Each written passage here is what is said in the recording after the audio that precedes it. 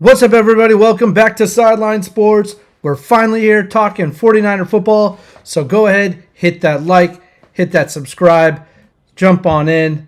Let's talk a little bit about Brock Purdy's contract. Looks like it's all said and done just about. I don't think all the signatures are quite dry yet. I think there's still a few things to work out, but pretty much the deal is done. So let's just go ahead and talk a little bit about the numbers and what this means for the 49ers going into the future. I've heard a lot of conversation about should the Niners have signed this quarterback? What will happen with the 49ers now that they signed? Should he win 10, 12, 13 games a year with this kind of money? And, you know, how do you keep a quarterback like this winning? Well, you got to put a team around him. But let's just talk about the numbers a little bit. $165 million over the first 3 years, $220 million in the first 5, and he gets another $50 million in his final contract year, the 6th year, and $181 million of it is guaranteed. The contract is not backloaded in any way, shape, or form, which means he's getting paid throughout the entirety of the contract decently. It's not all on the back end, meaning the last 2 years or so. It's going to make it a little difficult for the Niners to put pieces around him to get that Super Bowl when they're going to be paying Brock Purdy the way they are. It's not impossible, but one of the things that I was really not super happy about is when the draft came, they went after a defensive guy first and foremost with a number 11 pick. I was fine with that, actually, but what I did see throughout the remainder of the draft was no attention to the offensive line. So the big question is not should you have paid Brock Purdy. We all knew he was going to get paid. We all knew he was between $50 and $55 million a year. What we also wanted was somebody to protect him, though. And right now, the biggest worry for me is how do you keep him upright for 17 games, guys? How do you keep this guy from not getting injured through 17 games when you don't have an offensive line that is really good enough to protect him? He is definitely worth the money that he was paid. Why do I say that? Because he's battle-tested. He's won playoff games. He's been to the Super Bowl a couple times. Hasn't won one yet. But you know the talent you're getting when you get Brock Purdy. You know the effort level you're getting when you get Brock Purdy. Is he a top 5 quarterback in this league? To me, he absolutely is. Is he a number 1 or number 2? Maybe not. But some of those guys who are getting paid the most money in the league haven't won a Super Bowl yet. I mean, Herbert in San Diego hasn't even won a playoff game. Okay, guys? So let's not sit here and talk about whether or not he is worth that money. He's worth that money because that's what the NFL dictates he's worth. Okay? That's what the team dictates he's worth. It's a lot of money for anybody. It's a lot of money for anybody. But if you look at what other quarterbacks are getting paid throughout the league, it makes perfect sense. We sat here on this podcast and talked about it week after week after week about how Brock Purdy was going to be $50 to $55 million a year. And there's people out there debating it. Yes, radio stations have to talk about it, and they should. But at the end of the day, it's a no-brainer. This is what the NFL is all about. When you have a quarterback who's ready for a new contract, who has put up numbers like Brock Purdy, they're going to set the market, guys. They just are. It's just the bottom line. There's no way around it. Anybody who is debating, should we keep him? Should they pay him less? Should they wait out the contract until he plays out another year and then pay? All these things are not realistic, guys. You could talk about it all day long. The Niners were never going to do that. They were ready to sign Brock Purdy because he is better than a serviceable quarterback by far. He may not be Tom Brady status. I'm not sitting here saying he is, but that's the quarterback of the future for the 49ers, and it was just obvious. There was no other avenue to go about. What would you do if you didn't sign Brock Purdy? Who would you go get? You would go trade for an aging quarterback? I don't know. Get a quarterback in the draft? Not really. This wasn't really a strong quarterback draft, if you ask me. Not at all. So, and Brock Purdy has done everything for the 49ers that anybody could possibly ask for aside from delivering a Super Bowl trophy, which I still think is very much in the cards. But remember, guys, just because we signed Brock Purdy doesn't mean we're going to go out there and win 12 games, 10, 12, 13 games next year. The reason being is this is still a team sport. Did they put another piece to the puzzle together by locking down their quarterback of the future? Absolutely. Absolutely. He's an awesome quarterback. We all think he should be a 49er for long term, and he is. But remember, guys, we have a wide receiver core that is very, very thin. If Parcells gets hurt anytime this year, if Jennings gets hurt anytime this year, you are in big trouble. Big, big trouble. Because those are our two quarterbacks right now, or wide receivers right now, guys. We need help at other positions. We should not be worried about if Brock Purdy is the guy. He's the guy for sure. That's done. Let's get it all out of the way and go get what we need to get. We need offensive linemen bad. We need at least one more offensive lineman. At least one more offensive lineman. On top of that, we need at least one or two more wide receivers, and I don't mean rookies. Maybe these rookies will come in and they'll surprise us. We don't know what training camp is going to have to offer. But just remember, guys, this offseason was all about shedding the dead weight that the Niners just couldn't hold on to. We had aging players or players that just weren't living up to the hype, okay? Let's go over the list. Dre Greenlaw was amazing when he was playing, never playing. Talafunga, pretty good, kind of a ball hawk. Didn't cover all that well when he intercepted the ball. That was great. But he also missed coverage a little bit. Charvarius Ward didn't live up to his hype as a quarterback. He's gone. I actually liked Ward. I thought maybe that would be nice to keep him, but we needed the money, so I think he's gone. Leonard Floyd was okay, not fantastic. Hargrave basically was dead on arrival. Malik Collins was Kyle Juszczyk we released and brought back. I think that was a great move. Some people would probably, debate that, but I thought that was a good move. You know what you're getting with him. He's smart. He's talented. He knows how to play the game. That's great. Demetrius Flannigan-Fowles, okay. All these guys are just okay, but getting paid. We didn't need any of them. Ronnie Bell, good riddance. Thank God he's gone. He'll be back. Watch him make the practice squad, guys. He's like a cockroach. He never goes away. Deebo Samuels deteriorated last year, big time. I'm glad they got rid of him. They needed to. He's gone. And so there you go. That's the list of players we let go. A lot of them you saw playing, starting, or getting many, many minutes, right, when they didn't really deserve it. So, remember, guys, this is shedding that and trying to get younger, faster, stronger, and better over time. This next year, the Niners have a pretty soft schedule. So I do expect them to still go out there and win games, no doubt. But keep in mind, if there are any injuries, especially to the wide receiver core, we're in trouble. We're in a lot of trouble. We need another wide receiver, guys. That's the bottom line. We're really, really thin at wide receiver right now. So that is just very worrisome to me. Those guys need to be almost perfect without getting hurt to really solidify an offensive attack that is worth mentioning.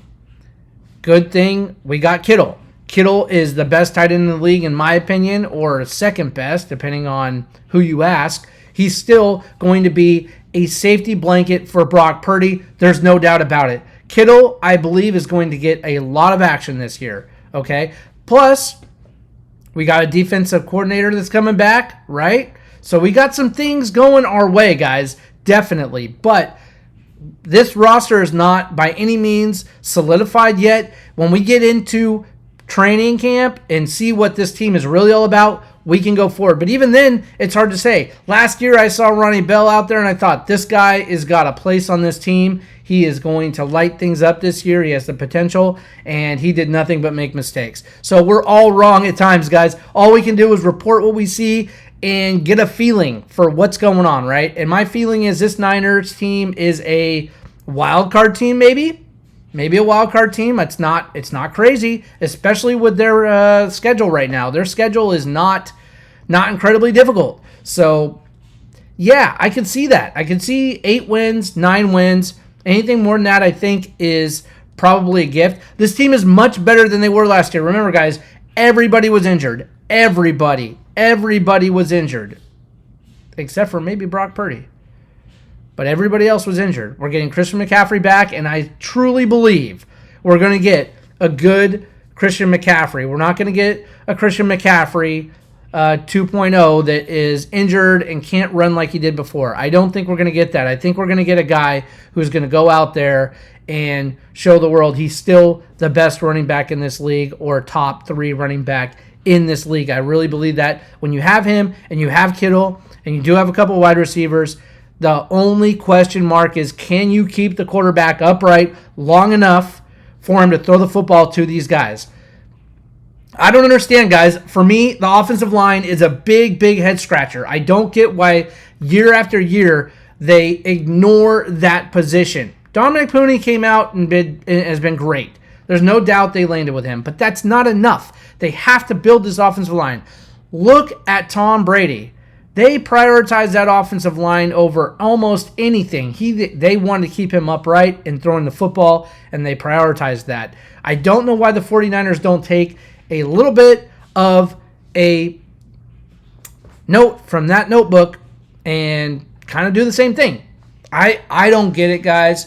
That's the only thing that's really worrying me right now. Of course, we need other players in other positions, but that's the one that really worries me probably the most. Corners we need. I mean, this team is far from being a Super Bowl ready team. That's all I'm trying to tell you. It's just the truth. If it becomes something more than that after training camp into the regular season, great. We'll talk about it every week, guys. We'll be here every week and talking about it. But right now, my personal opinion is that we have a little bit of a ways to go. We got things we got to cover. We got wide receivers. We need at least a couple wide receivers. We can't rely on training camp to see if the rookie wide receivers that we have or the wide receivers that we have currently on the roster work out. I would hope that the Niners are looking around for another wide receiver. And corners are very thin too. Corners are thin. We got better at special teams, no doubt. And we have the quarterback of the future, guys. But in the end, the bottom line is that this is a collective effort. The team cannot win a Super Bowl with a quarterback, and only a quarterback that gets paid. Josh Allen, Herbert. Come on, guys. These guys are not winning Super Bowls. Josh Allen had a chance. He had a chance. I don't know what it is with the playoffs and the Bills, guys. The Bills just can never get over the top. Bridesmaid, never a bride. I don't get it.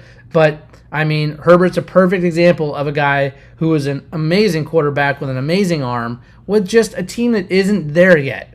And this 49er team is far better than that that San Diego Chargers team, okay? So we're not that far down the list, okay? We just need a couple players. We need to get there. It's going to take a year, maybe 2 years, before we have a team that is Super Bowl contending. That could be sped up this year. We got a couple of players that break out, and maybe we're right there contending for a Super Bowl this year. I'm not going to rule it out. I would never rule anything out in football because any given Sunday, everybody's got a chance, okay? Anybody's got a chance on any given Sunday, and that's the truth. It's not just a saying. That is the truth. But the bottom line is that from a realistic standpoint, right now, what we're looking at is building the team of the future, okay? We had our Super Bowl contending team. We had our window. It's closed. It can be opened back up again. But we need to get younger, stronger, faster. That was absolutely apparent last year with the injuries and the performance of our players. And so that's what it is, guys. But it's great news. We got our quarterback of the future. Brock Purdy is an amazing quarterback. Okay? What he lacks in talent, he makes up in hard work. He makes up in physicality. He's not afraid to throw the ball. Guys, this quarterback, if you're questioning whether or not he is the one to sign, whether he is worth it long term, wonder no longer. He is definitely the guy. Now it's who do you put around him to get this thing going and get him over the hump, okay? Remember, he's still new. He's still fairly new as a quarterback, okay? You got to give him time to win a Super Bowl, but he's on the right track. And last year is not a very fair evaluation of Brock Purdy when literally everybody he had to throw to was hurt. Everybody. I dare you to come up with a name of an offensive weapon that didn't get hurt last year. I would love to hear it. But if you find one, it won't be significant enough to make a difference in where this team was going. He was also running for his life a little bit more than we want him to. Is that going to happen again this year? Sure looks like it.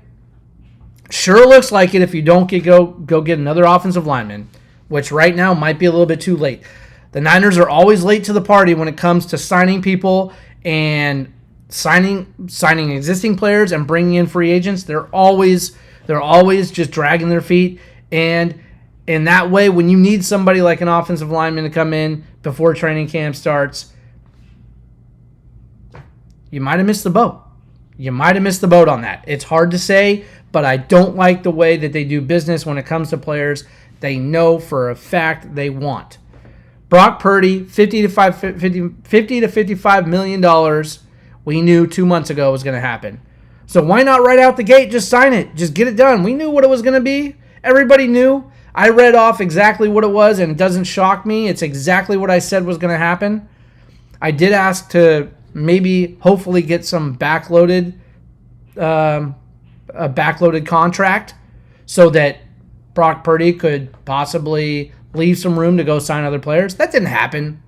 But when you're the last pick in the draft and you hit on the lottery like this, you go for broke and you get paid exactly what you are worth, and you do it now. You don't wait. Of course he's betting on himself.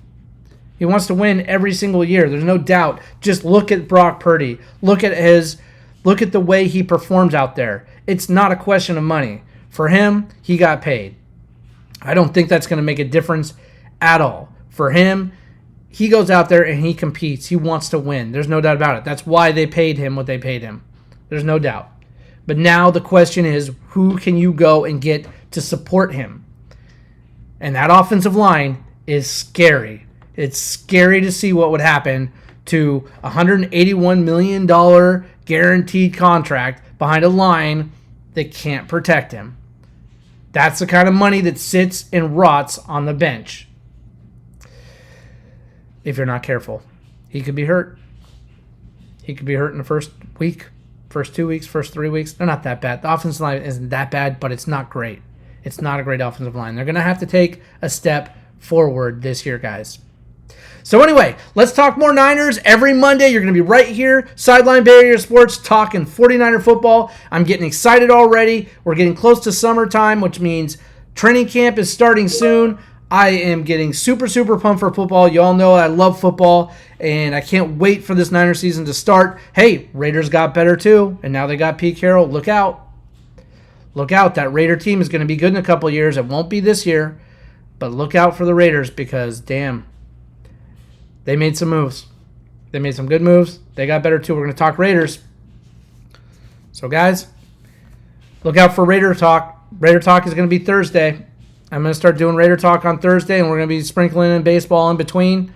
A's doing great. Very happy for the players performing in a situation that is almost impossible to perform in. Screw the owner. Sell, sell, sell. You have a team full of players that you probably will trade after this season or at least the ones that are performing. But will they continue that through the entire year? Highly unlikely, but it's nice to see them performing in a situation that's very tough. And the Giants doing very well, but can they sustain it? Questions that we'll all answer later. But anyway, guys, thank you for watching the podcast. I'll keep going here. Just keep watching, keep supporting. Remember, hard work beats talent. I'll keep working hard for you. You keep watching. I'll see you in the next one.